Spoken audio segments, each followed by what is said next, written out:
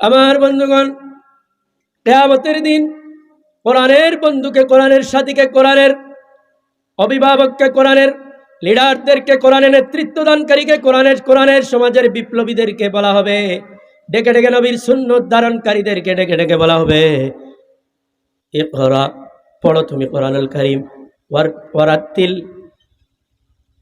ওয়ারতাকি কামা কুনতা তুরাত্তিলু ফিদ দুনিয়া, তুমি কোরআনুল কারীম তেলাওয়াত করো আর উপরের দিকে উঠতে থাকো।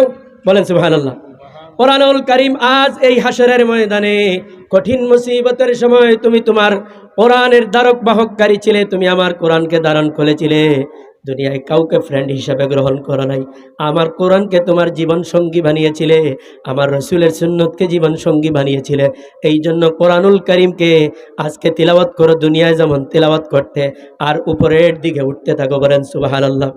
ফাইন্না মানজিলাতাকা ইনদা আখিরি আয়াতিন তাকরাউহা, যেই জায়গায় গিয়ে তোমার তেলাওয়াত শেষ হয়ে যাবে, যেই জায়গায় গিয়ে তোমার তেলাওয়াত শেষ হয়ে যাবে, জান্নাতের ওই জায়গাটি তোমার জন্য বরাদ্দ করে দেওয়া হবে। সুবহানাল্লাহ। তাহলে এখন খেয়াল করুন, এখন কোরআন তেলাওয়াতের দরকার আছে না নাই? কোরআনের আইন মানার দরকার আছে না নাই? জান্নাতে যেতে হলে প্রত্যেককেই কোরআনুল কারীম তেলাওয়াত করে করে উপরে উঠতে হবে। এই জন্য যারা কোরআন তেলাওয়াত এখনো শিখেন নাই, তাদেরকে অবশ্যই কোরআনুল কারীম তেলাওয়াত শিখতে হবে। শুধু তেলাওয়াত শিখলে হবে না, হুকুমাতুল কোরআন, কোরআনের শাসন প্রশাসন, আইন, ন্যায় বিচার, দেশ সমাজ জাতি গঠন করতে হবে। দেশ সমাজ জাতি গঠন করতে পারলে, কোরআন এবং সুন্নাহর সমাজ যদি প্রতিষ্ঠিত করতে পারি, কিয়ামতের দিন আমি সেই ঘোষণার অন্তর্ভুক্ত হতে পারি। বলেন সুবহানাল্লাহ। আমার বন্ধুগণ, এই কামনায় উদ্দেশ্য থাকতে হবে। আসুন এরপরে 2 নম্বর, যেটা দুটো ভয়কে অন্তরে রাখতে হবে। 1 নম্বরে বললাম নৈতিক শিক্ষা, দিনী শিক্ষা চালু করতে হবে, তখন সন্ত্রাসবাদ দূর হবে। 2 নম্বরে বলছি দুটো ভয় অন্তরে জাগ্রত থাকতে হবে। ভয় যদি না থাকে কাজ হবে না, কোনো কিছু দিয়ে কাজ হবে না। আল্লাহ পাক বলছেন, ইয়া আইয়ুহাল্লাযীনা আমানুত্তাকুল্লাহা হাক্কা তুকাতিহি ولا تموتن إلا وأنتم মুসলিমুন। হে বিশ্বাসীরা শোনো, ইত্তাকুল্লাহ, তোমরা আল্লাহ রাব্বুল আলামিনকে ভয় করো, হাক্কা তুকাতিহি, যেমন ভাবে ভয় করা উচিত, আল্লাহর ভয় যেমনটা করা উচিত ঠিক তেমনটা করো। সুবিধা মতো না, সুবিধা মতো জায়গায় আল্লাহরে মানি, সুবিধা মতো জায়গায় আল্লাহরে ছাইড়া দেই, সুবিধা মতো জায়গায় রসুলের সুন্নত মানি, সুবিধা মতো জায়গায় রসুলের সুন্নত মানি না, এটা যেন না হয়। প্রকৃত ভয় অন্তরে সৃষ্টি করতে হবে, তখনই সন্ত্রাসবাদ দূর হবে। জোরে বলেন ঠিক কিনা? আমার বন্ধুগণ, এটা আল্লাহ পাক বলছেন সূরা আলে ইমরান 102 নং আয়াত। এবার সূরাতুল আলার মধ্যে বলেছেন আল্লাহ পাক, বাল তুসিরুনাল হায়াতাদ দুনিয়া ওয়াল আখিরাতু খায়রুন ওয়া আবকা, বরং তারা এই দুনিয়ার জীবনকে প্রাধান্য দিয়েছে, পার্থিব জীবন ভোগ বিলাসকে তারা প্রাধান্য দিয়েছে, সহায় সম্পত্তি, আওলাদ, সন্তান সন্ততিকে তারা, স্ত্রী পুত্র, এদেরকে বেশি প্রাধান্য দিয়েছে।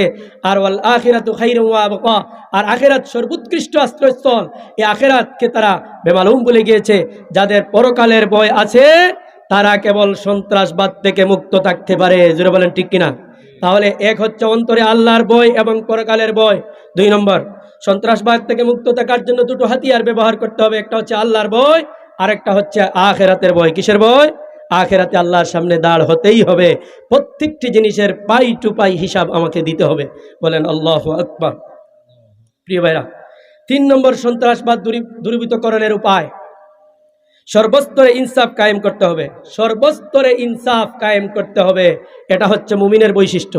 জোরে বলেন সুবহানাল্লাহ। আল্লাহ পাক ঘোষণা করছেন সূরাতুন নাহলের 90 নং আয়াত, 14 নং পারা। আল্লাহ পাক বলছেন, ইন্নাল্লাহা ইয়া'মুরু বিল আদলি ওয়াল ইহসান ওয়া ইতা'i যিল কুরবা ওয়া ইয়ানহা আনিল ফাহশাই ওয়াল মুনকারি ওয়াল বাগই ইয়া'iযুকুম লা'আল্লাকুম তাযাক্কারুন। নিশ্চয়ই আল্লাহ রাব্বুল আলামিন নির্দেশ দিচ্ছেন, ইয়া'মুরু বিল আদল, আদল এবং ইনসাফের নির্দেশ দিয়েছেন, মানুষের মধ্যে ন্যায় বিচার কায়েম করো। ওয়াল ইহসান, মানুষের প্রতি দয়া করো। ওয়া ইতাইযিল কুরবা, আর নিকটাত্মীয়দের সমস্ত হক আদায় করো। ওয়া ইয়ানহা আনিল ফাহশা, আর তোমরা সমস্ত অশ্লীল কাজ থেকে বিরত থাকো। ওয়াল মুনকার, অশালীন কাজ থেকে, অশ্লীল মুনকর খারাপ কাজ থেকে তোমরা বিরত থাকো।